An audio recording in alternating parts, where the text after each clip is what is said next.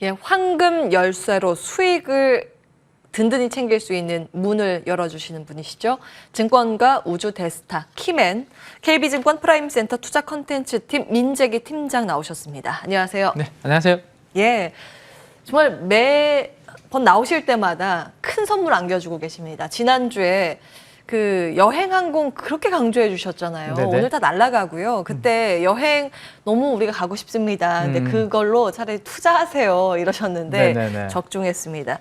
뭐 ASR 부분 있으면 받아보면 좋을 것 같고요. 시장 전반적인 판단도 함께 들어보겠습니다. 네, 일단 오늘 만기일이라서 예. 일단 우리 시장 방향성에 중요한 외국인 수급부터 먼저 한번 체크를 좀 해보도록 하겠습니다. 예. 일단 지난 4월달, 5월달 이야기를 잠깐만 먼저 해드릴게요. 4월 한 달 동안 미국에 이제 상장되어 있는 한국에 투자하는 ETF가 있습니다. EWY라는 게 있는데 여기에서 사상 최대 자금이 순유출되었습니다. 한 8억 달러 정도가 유출이 되었는데요. 5월에도 이 EWY에서 지금 1억 4천억 달러 정도 자금이 순유출이 되고 있습니다. 그래서 5월에 우리나라 시장에서 외국인들이 코스피 주식을 한 9조 원 정도 매도를 했는데요. 이 ETF에서의 자금 유출과도 좀 연관이 있을 것으로 지금 추정을 하고 있습니다.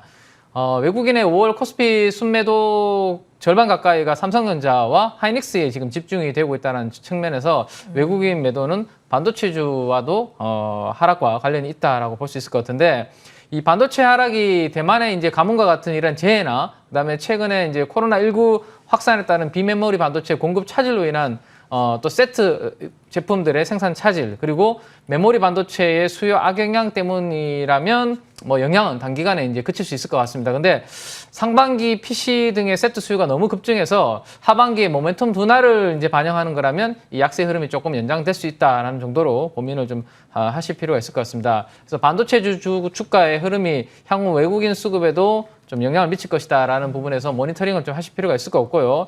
자, 최근에 그러면 EWY를 포함해서 한국에 투자하는 주요 신흥국 ETF 펀드 플로우를 한번 보면 소폭 자금 유입으로 반전이 좀 되고 있는 상황입니다. 어제까지 외국인이 삼성전자 주식을 한 4,800억 정도 지금 순매수를 하고 있는데, 이런 분위기를 보면 일단 5월 달에 보였던 외국인들의 대량 매도는 재현될 가능성은 좀 낮아 보인다라고 말씀드릴 수 있을 것 같습니다. 그리고 MSCI 반기 리밸런싱 이벤트도 끝났기 때문에 한국 비중 감소와 관련된 그런 부분들도 일단은 부담을 덜었다라고 볼 수 있겠습니다. 그러면 달러가 급격한 강세나 뭐 위안화가 급격하게 약세의 흐름만 아니라면 시장은 중기 상승 쪽으로 보시고 좀 하락할 때마다 여러분들께서 분할 매수를 하셔도 되는 긍정적인 흐름으로 보셔도 될 것 같습니다. 네, 이제 집 나갔던 외국인들이 적어도 대량 매도는 없을 것이다라는 관점.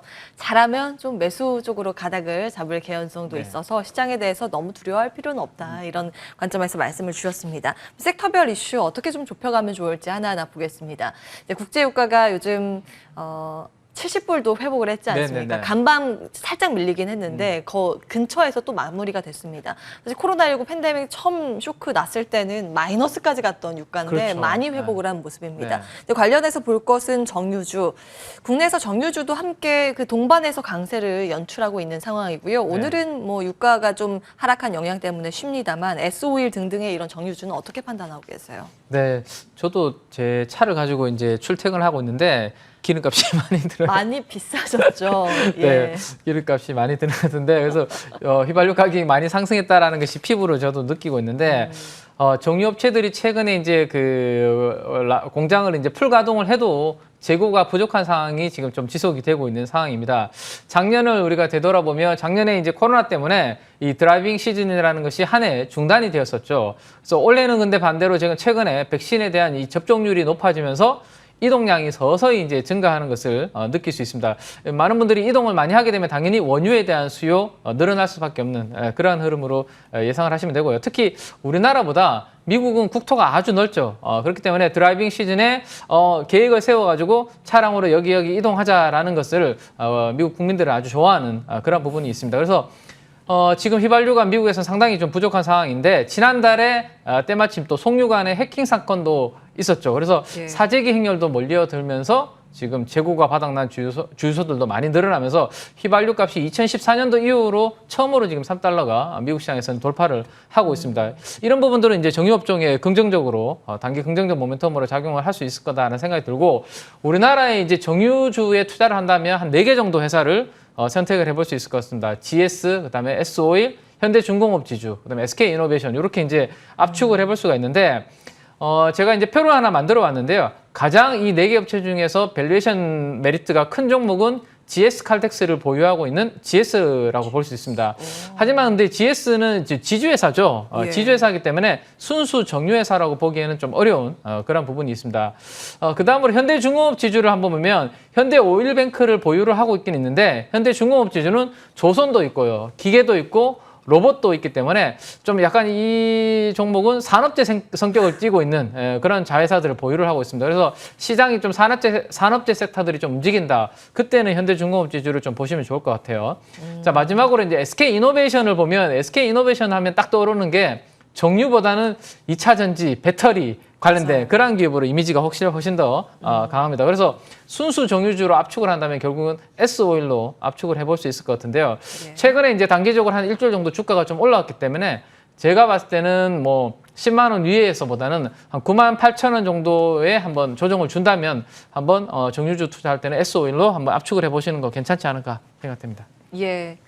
정유만 하고 있기 때문에 S-오일을 네. 대장주로 좀 밀릴 때 매수 가능하다라는 의견으로 정리해 드리고요. 이제 SK이노베이션 말씀하실 때 사실 매출 비중이 2차 전지 배터리가 그렇게 큰 건 아니거든요. 그쵸. 다른 거에 네, 비해서. 네, 네. 근데 이제 인식이 2차 전지 배터리 이게 괴르같이 합니다. 그래서 배터리 관련주들 전반적으로 점검해 주시면 좋을 것 같은데요. 네, 네. 앞으로의 방향성 어떻게 체크하고 계세요? 네, 최근에 뭐 배터리 셀 업체 삼성 SDI, 뭐 LG화학 다 안 좋죠. 지금 분위기가 안 좋고, 그 아래쪽에 밸류 체인인 소재 장비 회사들도 전반적으로 지금 부진한 흐름을 보여주고 있습니다. 예. 근데 유독 그 배터리 쪽에서 강하게 움직이는 쪽이 있어요. 배터리 모듈과 팩을 담당하고 있는 회사들이 있거든요. 그런 회사들은 상대적으로 지금 주가가 견조한 흐름을 보여주고 있습니다. 왜냐하면 과거에 그냥 자동차 부품을 했던 회사들이 새로운 신성장 동력이 붙으면서 거기에 지금 주가 밸류에이션 프리미엄이 좀 붙고 있다라는 말씀을 먼저 드리겠는데요. 자, 자동차에 들어가는 이제 배터리는 팩 형태로 들어가게 됩니다. 우리가 아는 SDI라든지 LG라든지 SK가 만드는 것은 배터리 셀을 먼저 걔네들이 만들고 이거를 이제 모듈까지 만든 다음에 자동차의 회사에 이제 파는 거죠. 자동차 회사들은 그걸 받아가지고 배터리 팩을 만들어가지고 자동차에 탑재하는 그러한 프로세스로 지금 진행을 하고 있습니다.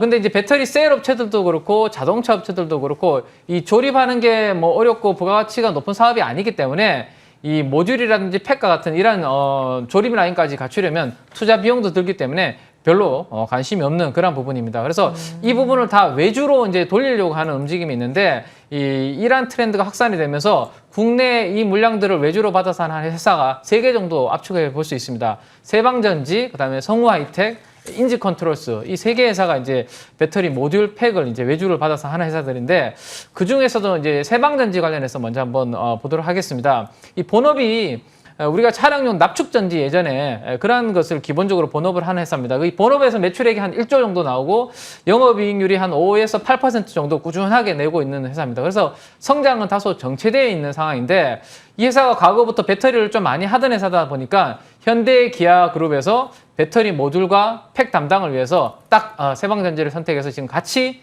끌고 가는 그런 분위기다라고 보시면 될 것 같아요. 그래서 현대기아가 본인들의 배터리 모듈 팩 기술을 좀 전수를 해주면서 데리고 가고 있기 때문에 이번에 전라도 광주 쪽에 6월 말에서 7월 초에 이 새로운 신공장 준공을 목표로 하고 있습니다.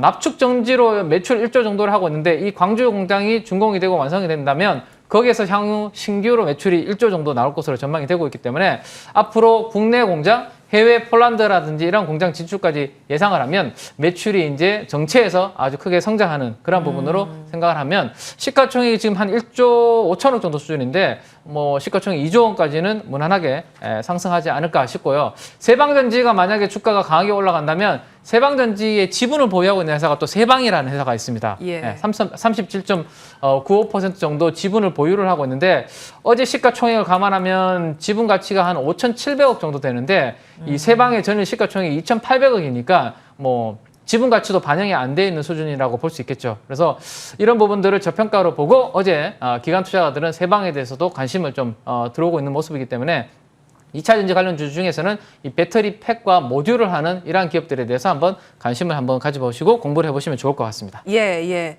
그 대신 공부를 해주시면 세방전지 세방, 인지컨트롤스, 성우하이텍 예. 이렇게 총 4종목 주셨는데 네. 지금 뭐 딱 하나만 산다 그러면 어떤 거 사시겠어요? 세방전지. 세방전지. 네네네. 탑픽 기업으로.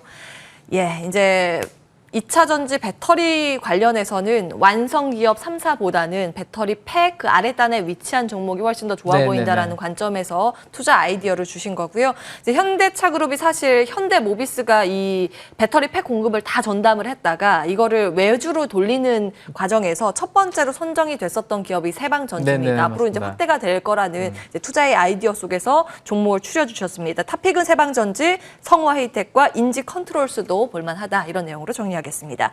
자, 오늘 키맨 함께했습니다. KB증권 민재기 팀장이었습니다. 말씀 고맙습니다. 네, 감사합니다. 예, 출발 성공 투자 후반부 준비된 순서는 여기까지입니다. 예, 오늘 장중 변동성은 있겠습니다만 그래도 어제 좀 미리 반영을 시켜서 그런지 모르겠지만 일단은 그래도 견조하게 우리 시장은 버텨주고 있는 상황입니다. 그 선물 시장 계속 체크를 해보셔야겠고요. 이어지는 순서를 통해서 편안한 전략 가져가시기 바랍니다. 끝까지 함께해 주신 여러분 고맙습니다.